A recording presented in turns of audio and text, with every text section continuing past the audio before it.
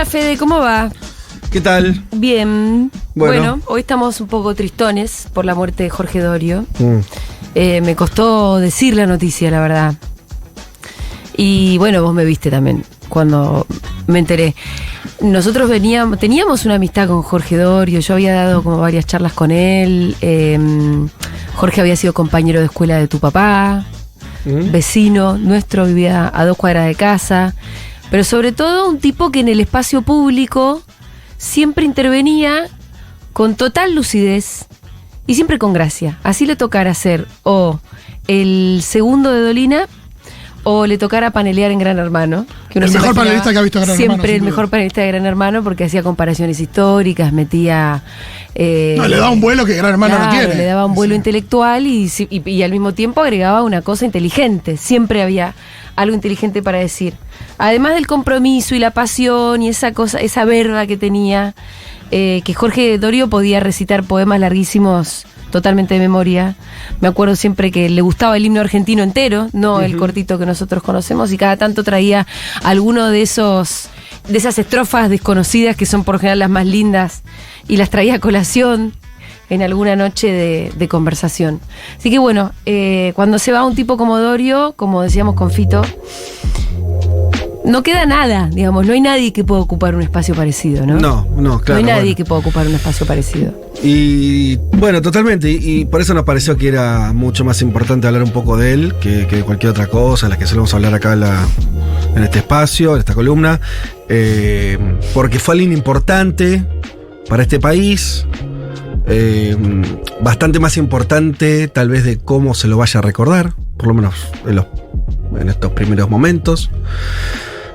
Porque vivimos en un país injusto. Entonces, si este país fuera un poco más justo, pondría a ciertas personas en lugares de mayor merecimiento. Pero bueno, vivimos en un país donde hay, qué sé yo. Donde Caputo volvió a ser alguien relevante que decide los destinos económicos de este país. Claro, y si te parece un poco, parece que el mundo de la CIA está ocupado por gente como Eduardo Feynman. Sí. Entonces, bueno, vivís en un país muy complicado, muy injusto, y en esa injusticia es lógico que los mejores, ahí lo pondré él, los mejores, no aparezca. Entonces vamos a hacer de nuestra posibilidad, esta pequeña que tenemos, de forzar un poco eso. Yo quería poner, como estuvo en mayo del año pasado, hace no mucho, acá invitado por vos y charlando en este programa, dos pedacitos. El principio, que es el inicio de la nota, casi la presentación, pero donde me parece que para los que no lo conocen, no lo tienen muy escuchado, lo que tiene Dorio es que rápidamente te das cuenta el tipo de personalidad que tiene y ciertas cosas que tiene adentro, porque además tenía la cualidad de hablar muy rápido, diciendo cosas bastante interesantes o complejas, o ideas a una velocidad apabullante. Si te parece, escuchamos ese inicio de la nota. Jorge Dorio. ¡Bravo! Muchas gracias, ¿qué tal? Poeta, amigos? escritor, pensador, actor porno. Sí, compañero. El mejor panelista que ha dado en la televisión. Exgrimista, debo decir esto. ¿Ex qué? Exgrimista, pero hace, lo voy a decir, 40 años. Wow.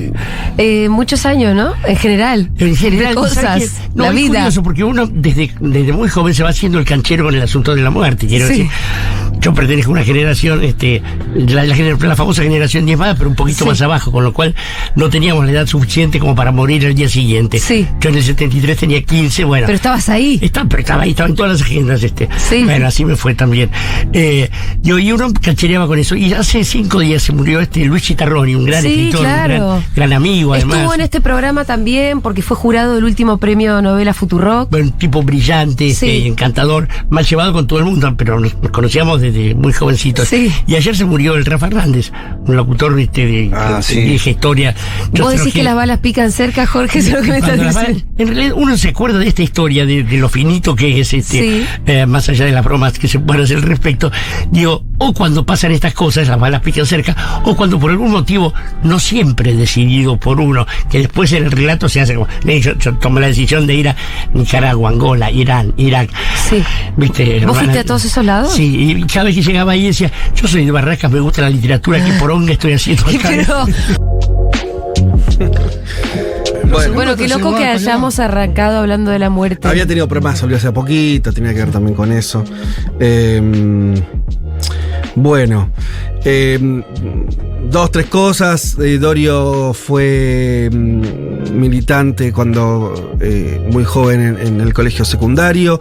Después sobreviene la dictadura, la salida de la democracia. Empieza haciendo un programa de radio que se llama Sueño de una noche de Belgrano, que fue un hito. Yo no lo llegué a escuchar porque pasó cuando éramos muy chiquitos, pero fue un programa emblemático. ¿Con Caparrós ahí fue? Claro, ahí empieza a hacer una sociedad con Caparrós, que también era compañero, amigo también del secundario. Bueno, después de la generación, y también de un perfil vinculado a lo periodístico, pero también a lo cultural, tipos dedicados a la escritura, ¿no? Todo eso. Hacen un programa de televisión que yo recomiendo, porque hay muchos extractos que están apareciendo desde hace rato en YouTube, porque hay entrevistas muy interesantes a Charlie, a Spinetta, muy interesantes, de verdad, como no se le hicieron nunca más entrevistas a esa altura a Charlie o a Spinetta. Y hicieron un programa de radio, un programa de televisión, El Monitor Argentino, a mediados de los 80, que también ahí te muestra también una cosa bastante vanguardista. Viste que es bastante fácil ver, incluso de épocas pasadas, que era hasta viste que hay un olor de lo nuevo, aunque... Sí. ¿Quién estaba un poquito adelantado, no? Sí, la estética, la forma de comunicación. Hoy no te parece eso con los ojos de hoy, pero si lográs ponerte en el momento, es evidente que ese programa tenía eso. Después fue, como vos dijiste, estuvo haciendo muchas cosas con Dolina, su programa de radio, principios de los 90, mediados de los 90. También el momento, yo diría, dorado del programa de Dolina, también tuvo que ver con que el que estaba ahí era Dorio. Hay que decir cosas interesantes teniendo al lado a Dolina, ¿no? Y hay que saber, y te digo algo, hay que saber ser un buen segundo. Digo, incluso desde un punto de vista bien hasta psíquico. Sí. Ser el buen segundo de alguien. Déjame reivindicar algo que no fue tan masivo, pero un programa muy temprano en la mañana, llamado Feu Asoma, que hizo él a principios de los 2000, que yo escuchaba muy temprano en la mañana, 6, 7 de la mañana, y para mí un programa que era maravilloso. Después, ustedes lo recordaron, panelista de Gran Hermano. No diría que su momento de mayor popularidad de llegada fue como conductor de 678. Sí. Un programa que creo que con el tiempo va a quedar en un lugar muchísimo más meritorio y noble del que lo han puesto. Más justo.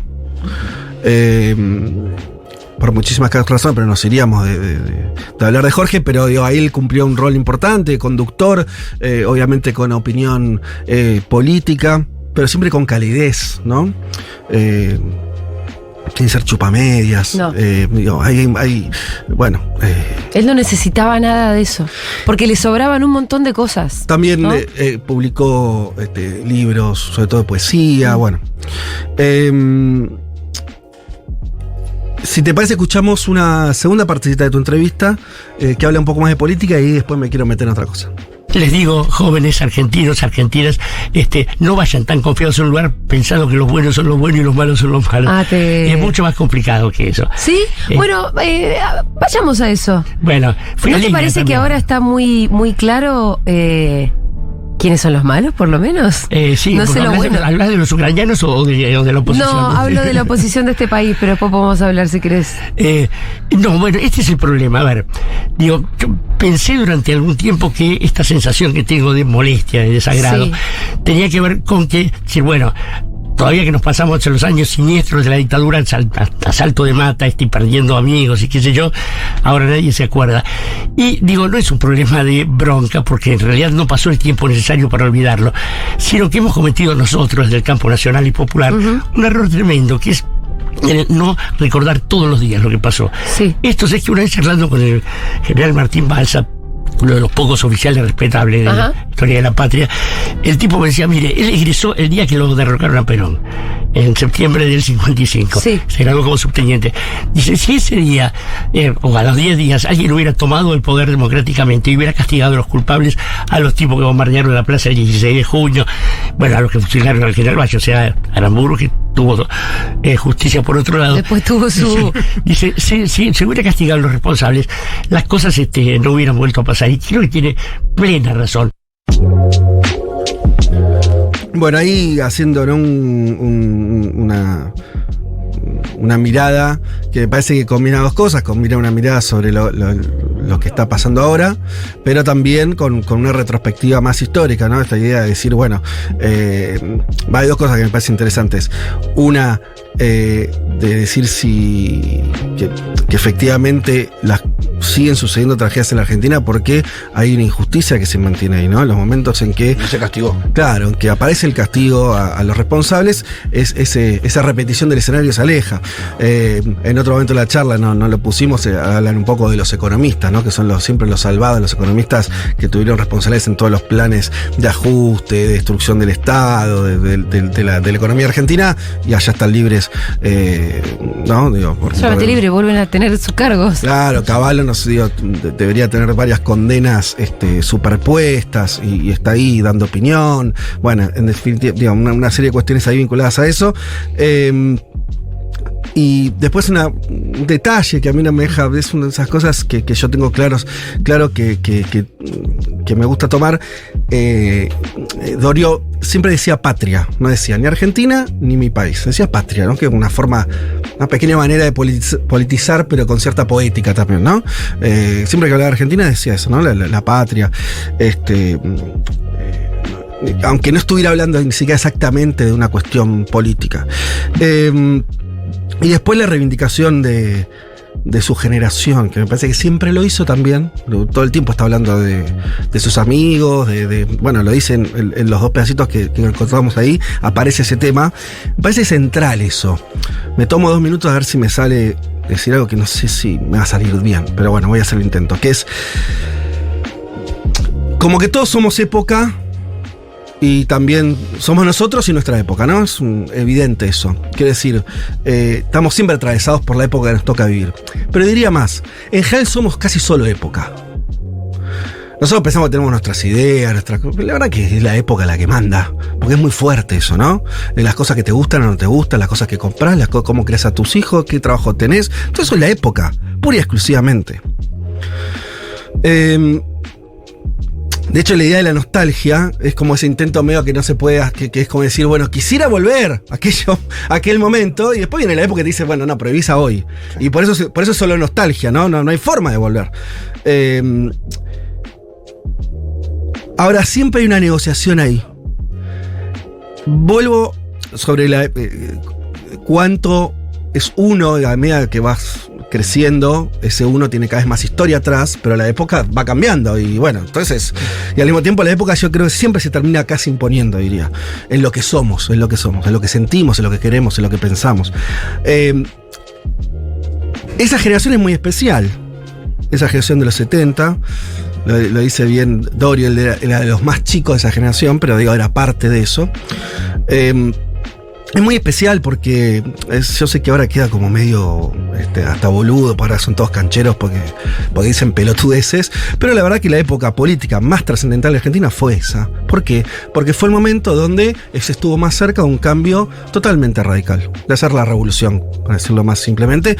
Pensemos, ¿no? Digo, nosotros somos de una generación más o menos que nos sentimos muy conmovidos con los cambios que se produjeron al principio de los 2000, los gobiernos kirchneristas, porque, bueno, se discutió una ley de medios o porque se puso una asignación para que los más pobres tengan, aunque sea un plato para llevarse a la boca, o se creció el empleo.